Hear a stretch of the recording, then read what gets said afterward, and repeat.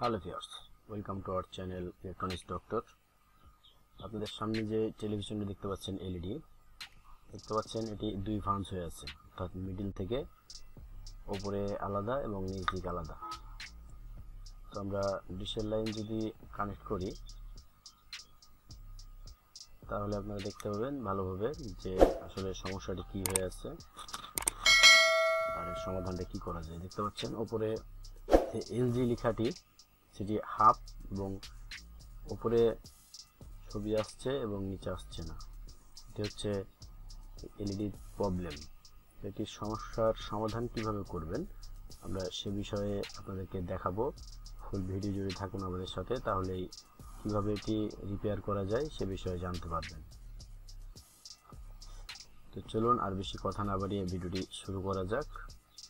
ভালোভাবে দেখে নেন বিষয়টি যে কি সমস্যা হয়েছে। তো আমরাকে প্রথমে এটি খুলতে হবে, সম্পূর্ণ ব্যাকপার্টটি আনস্ক্রু করে নেবেন। আপনারা সম্পূর্ণরূপে সাবধানে করবেন যাতে নিচের যে প্যানেল আছে সেই প্যানেলে কোনো চাপ না পড়ে।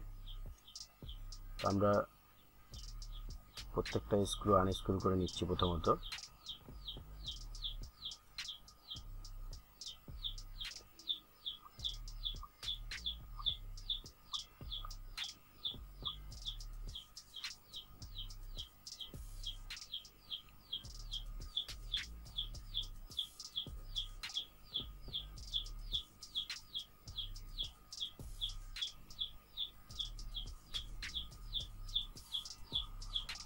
আপনারা সাবধানের সাথে ব্যাক পার্ট এবং সামনের দিকের যে প্লাস্টিক আছে সেই প্লাস্টিকগুলো খুলবেন যাতে কোনোভাবেই প্যানেলে স্ক্র্যাচ অথবা চাপ না পড়ে, কারণ প্যানেলটি অনেক সূক্ষ্ম। প্যানেলে চাপ পড়লে প্যানেলটি ফেটে যেতে পারে, আর ফেটে গেলে আপনার সকল মেহনত বেকার হয়ে যাবে।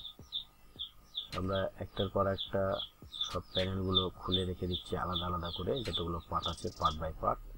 আপনারাও সেম পজিশনে সবগুলো আলাদা আলাদা করে খুলে রেখে দেবেন। এরপর আমাদেরকে প্যানেলটি উঠাতে হবে এবং প্যানেলের নিচের যে কানেকশনগুলো আছে সেই কানেকশনগুলো খুলতে হবে। আপনারা দেখতে পাচ্ছেন আমরা প্যানেলের নিচের যে কানেকশনগুলি আছে ওয়্যার কানেকশন, অর্থাৎ স্পিকারের,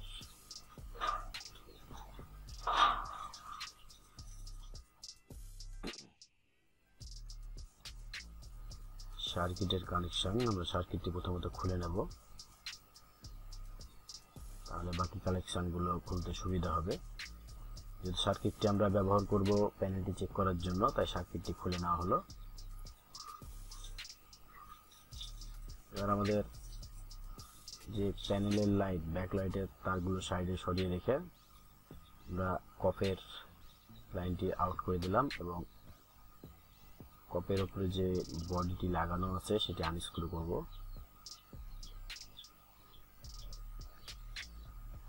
এক কথায় আপনারা সবগুলো স্ক্রুকে সুন্দরভাবে খুলবেন যাতে কোনো ক্ষতি না হয়।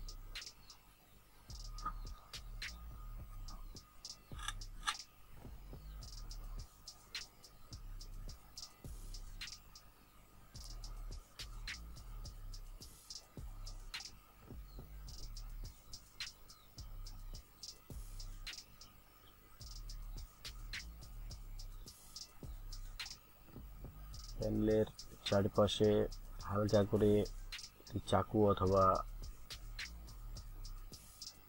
ইন্ডিকেটর দিয়ে হালকা করে চাপ দিবেন। যে লকগুলো আছে সাইডের লকগুলো দিয়ে চাপ দিলে, খুব সূক্ষ্মভাবে চাপ দিবেন, তাহলেই খুলে চলে আসবে।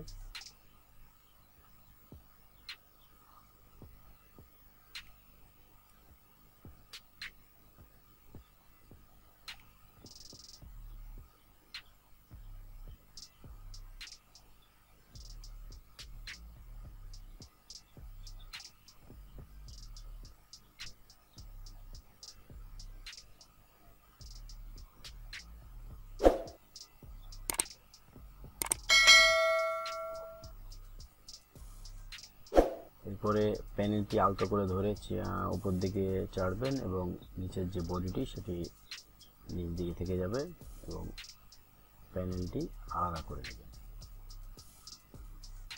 তারপরে যা কাজ আমরা করা সম্পূর্ণ প্যানেলের উপরে করব।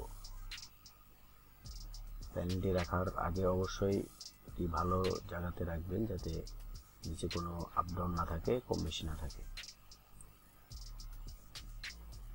তারপরে আমরা প্যানেলের সম্পূর্ণ যে ভোল্টেজগুলো আছে সেগুলো স্টেপ বাই স্টেপ মেপে নিচ্ছি।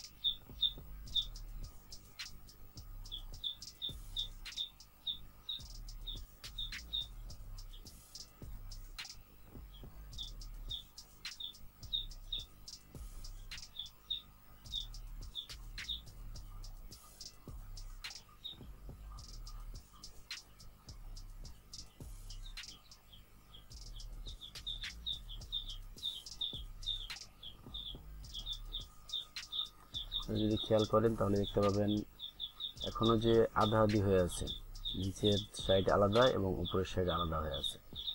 তো আমাদের যে সোর্স কপগুলো আছে সাইডের, সেই কপের লাইনগুলো ছেড়ে দিয়েছে কোনো একটা লাইন, যার কারণে এরকম হয়ে আছে। তো আমরা যদি একটা ভোল্টেজের সাথে আরেকটা ভোল্টেজ শর্ট করি, অর্থাৎ একই ভোল্টেজ আলাদা যে কপগুলো আছে সেই কপগুলোতে গিয়েছে, সেই ভোল্টেজ শর্ট করার পর দেখতে পাচ্ছেন যে সমস্যাটি চলে যাচ্ছে। তো আপনাকে যেটা করতে হবে, আমাদেরকে শর্ট কানেকশনটা আনতে হবে। এখন যে একটার সাথে আরেকটা ঠেকাই, দেখুন দ্বিতীয় নাম্বার কপের সাথে লাস্টের কপ, অথবা প্রথম নাম্বার কপের সাথে লাস্টের কপ যদি ঠেকায়, তাহলে দেখতে পাচ্ছেন সমস্যাটির সমাধান হয়ে গেছে। আপনাকে এখন যেটা করতে হবে, এক কপ থেকে আর এক কপে লাইন টানা লাগবে।